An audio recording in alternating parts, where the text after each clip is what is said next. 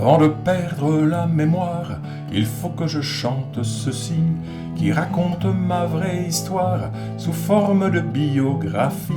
En 1947, un 18 août précisément, ce fut à moi de naître et d'être, sans qu'on m'en ait parlé avant, sans qu'on m'en ait parlé avant. J'arrivais en pleine après-guerre avec ses balles et ses flonflons.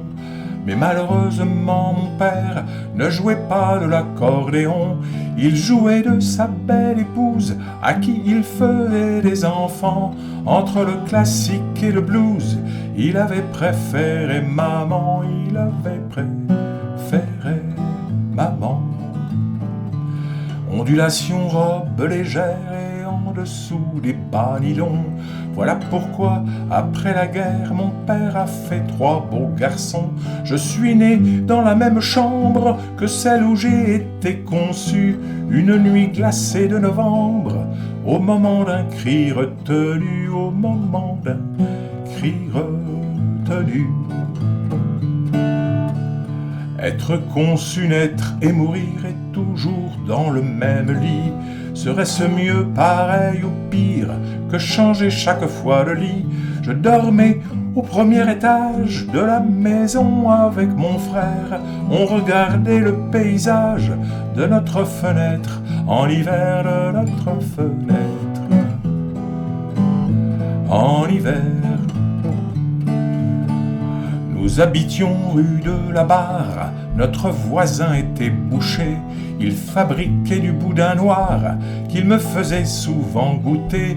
Il préparait aussi des tripes qu'il nettoyait dans un baquet et qu'il vendait dans sa boutique, dans l'Orne à la Ferté-Massé, dans l'Orne à la Ferté-Massé. Ses entrecôtes étaient splendides et son couteau sanguinolent, d'un aller et retour rapide, les tranchées en un rien de temps. Le sang coule en nous à toute heure, disait mon ami le boucher, tu n'as pas à en avoir peur, le sang c'est bon, pour la santé le sang c'est bon, pour la santé. Mon père exploitait sans s'en faire un magasin de vêtements.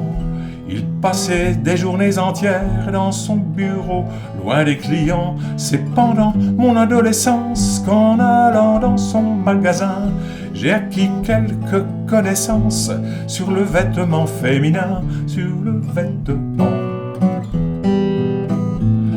féminin. Plus que le vêtement lui-même, le sous-vêtement m'attirait. Et d'ailleurs, c'est dans ce domaine que ma connaissance excellait. Mais je n'étais qu'un amateur, un jeune esthète du dessous. Amateur, pas collectionneur, ne voyons pas le mal partout, ne voyons pas le mal partout. N'ayant jamais eu la rigueur d'un professionnel du chiffon, plutôt que d'être un habilleur, je l'ai vêté avec passion. Mais j'ai compris que le commerce n'était pas un métier pour moi.